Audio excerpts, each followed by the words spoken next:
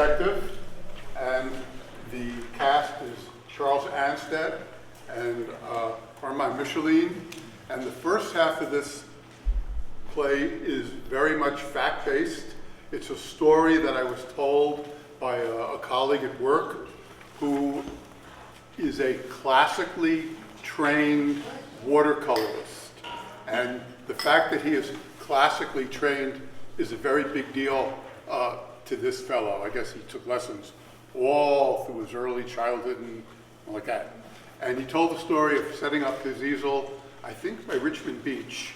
And this person came by who was sort of, looking, kibitzing, looking, and then when my friend was about to rip up the painting, the passerby said, wait, don't rip that up. And my friend said, no, it came out badly.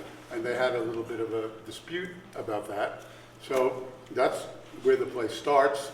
I took it in a different direction because my friend, the painter, did not see this as funny. And he did not like the fact that this guy wanted his painting, and he actually wanted an addition to the painting. So I took it in a comic direction. Also, I moved it to my home state of New Jersey, out of Puget Sound, and I made the guy who comes by Jewish, which is also my own territory. And people have asked whether or not there's something anti-Semitic about Morris's statement that he comes from an arguing background. And there's not a problem. Yeah. No, as a child of two rabbis. Just the one, and not till I grew up. Okay. But you can insult a Jew in various ways. Arguing background is not an insult. If you go to the traditional Passover, the Haggadah, which my uncle's read, goes on forever and ever and ever and ever in English and in Hebrew, it's about argument. So Rabbi Gamaliel said, there are 2 meetings for the bitter herbs, but Rabbi Ben Ezra says, there are 3 meetings for the bitter herbs. And you sit in your Passover and you listen to the argument between the rabbis. So it is not an anti-Semitic thing at all. So here it is, perspective. That's because you are not a classically trained artist. It looks fine to me. Can't it be fixed? No, it turns out that way sometimes. Then let me have it. Since I'm not a trained artist, I'll enjoy it. My wife, too. No, I'm sorry, I can't do that. We've never owned any kind of original art. There's not much of anything on our walls. You could buy prints for very little money. I guess. But Montemonte Beach is kind of special for us. We live close by. We've been coming here since before we were married. What about you?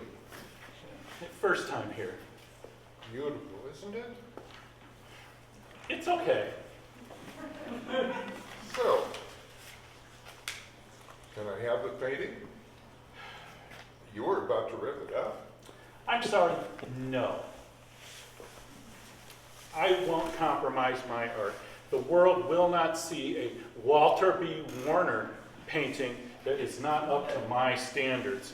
I don't make a living as an artist.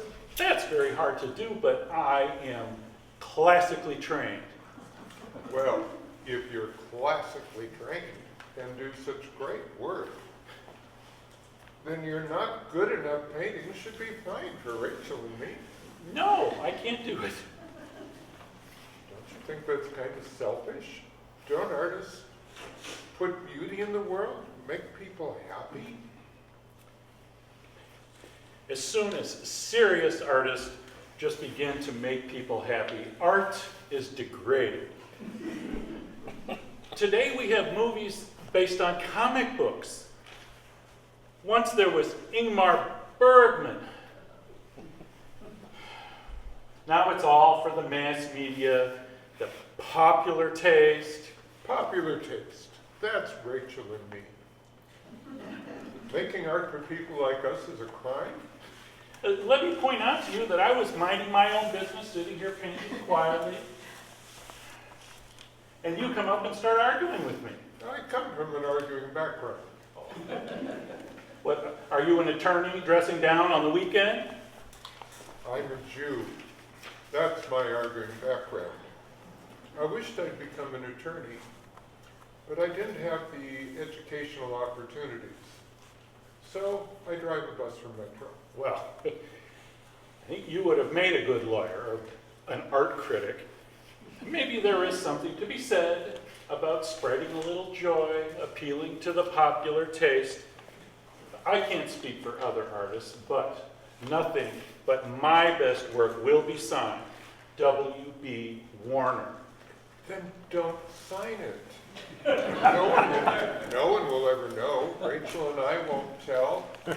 Or sign it Morris Rifkin. That's me. Or sign it Rachel and Morris Rifkin, like we both painted it. That's ridiculous. No more ridiculous than tearing up a painting that somebody might enjoy. Okay. You can have the painting. I'll leave it unsigned. Thank you so much, Mr. Warren. Warner! I'm not stupid. I know your name is Warner. I'm just disconnecting you from the painting that you don't like. Stop already. I said you can have the painting.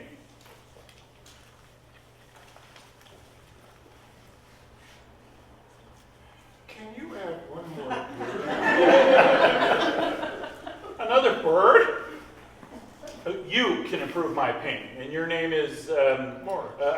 Morris. Okay, Morris. Okay, another bird. I've never done anything like this before.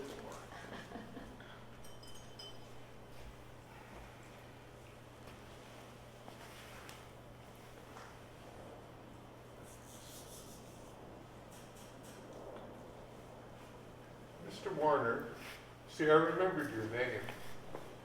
Could you add a dog? I think a dog would be great. Rachel would love it. She loves dogs. So how about a dog? Right about here. He's got a door. What? The dog doesn't even fit the painting. But you don't like the painting. I think a dog would be great. So would Rachel. She loves dogs. How about a spaniel? Right about here. Adding a dog is not a simple thing like just adding a bird. Well, of course, I understand.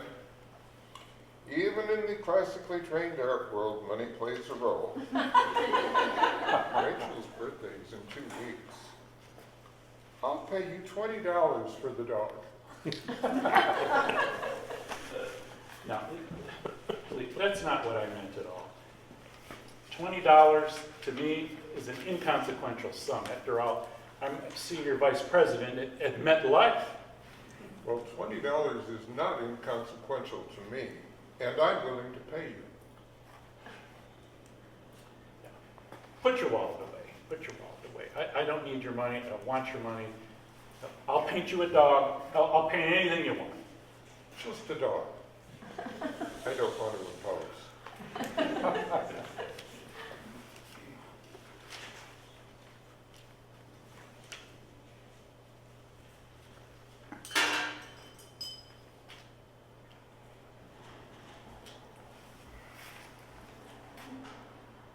Morris, how do you like your dog? I think it's terrific.